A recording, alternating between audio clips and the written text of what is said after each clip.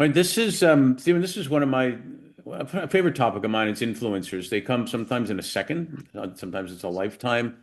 You talked, amazingly about your grandparents and my grandparents on my mom's side. My mom, my aunt came from Kyiv, Ukraine, and immigrated to Canada. And I remember when my grandfather would take me for walks in the park in Montreal, and he talked to everybody, which is probably where I get that DNA from. And one day I asked him, I called him Zaid. I said, "How do you know all these people?" And he said, "Look at that guy coming up to me right now." And he said, I smiled at him, and he looked at me and smiled at me. And then he came over, we were talking, and someone else saw us smiling and laughing and came over too. And my 5-year-old brain, which by the way, some of my friends think I still have, but that's also another podcast. My 5-year-old brain still remembers me thinking, wow, this is great. I just have to smile all the time as a 5-year-old.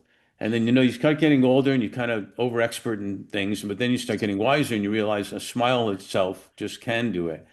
And I especially recall when you talked about your grandparents and that type of thing too. Um, um, can you share, two or three people that have been influencers in your life? Yeah, so as I talked earlier, my maternal grandmother has been um, played a huge role in my life. She was a midwife, had 12 children, raised all 12 children on her own. She epitomized what I call the servant leader's heart, and she just just always epitomized, the phrase giving is receiving. She would give with no expectation. She'd give unconditionally, and she got blessed in so many ways, not necessarily financial, but in ways that money can't buy. So my maternal grandmother would be at the top of the list. Another person that's really had a huge impact on my life is a local businessman named Dan Gilbert. So Dan, a very, very successful guy. He owns a Quicken, a mortgage company, Hmm. and he moved down to Detroit many years ago. And while people were fleeing Detroit, I mean, they weren't walking, they were running.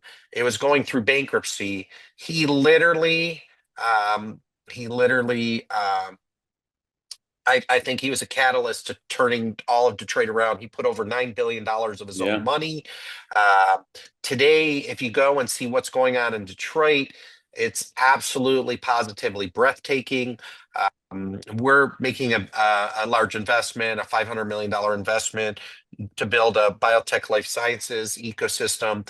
But I believe, like when people say, well, I can't make a difference, and I'm only one person, and what can I do?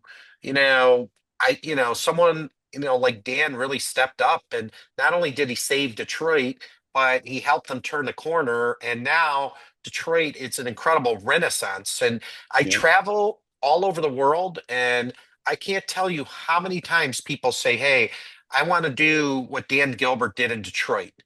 And when you talk about your leaders who care, when you talk about things that money can't buy, um, my grandmother had the servant leader's heart, incredible richness there. And what Dan Gilbert has done on a large scale, yes, there's some business considerations, but he could have put his money anywhere. There's a lot easier Yeah. places and things for him to do. He went all in a place in a community where people were fleeing in droves. And, you know, not only did he make a difference, I mean, I think that his legacy will be this renaissance of Detroit. And, I'm very proud that someone like him, of his caliber and his stature, would, go all in in a city and invest in something that, means so much to the community. Yeah. And the impact on families, we had it with Wayne Huizinga in Miami, actually. And, everybody has their critics, but the amount of families he helped and jobs and everything around it, is incredible. Yeah, that's awesome. Thank you for sharing that. Really appreciate it. No, my pleasure.